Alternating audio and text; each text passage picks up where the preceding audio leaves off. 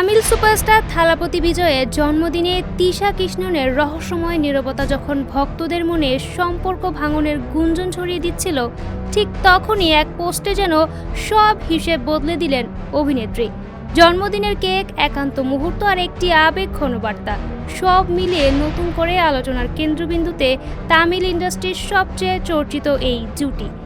22 June বিজয়ের 52তম জন্মদিনে সবাই শুভেচ্ছা জানালেও নীরব ছিলেন অভিনেত্রী তিশা কৃষ্ণা। আর এতেই সামাজিক যোগাযোগ মাধ্যমে শুরু হয় সম্পর্কে টানাপোড়েনের গুঞ্জন।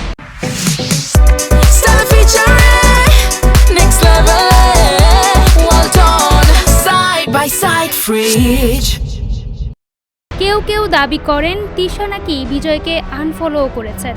তবে সব জল্পনার অবসান ঘটিয়ে জন্মদিনের একদিন পর বিজয়ের সঙ্গে কেক কাটার একটি ছবি প্রকাশ করেন তিশা।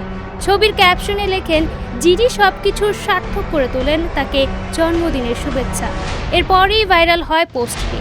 ভক্তদের অনেকেই মনে করছেন সম্পর্ক নিয়ে ছড়ানো গুঞ্জনের কোনো ভিত্তি নেই, বরং অভিনেত্রীর এই শুভেচ্ছা বার্তা নতুন করে আলোচনার জন্ম দিয়েছে। Imo Akter Mahira, face the people.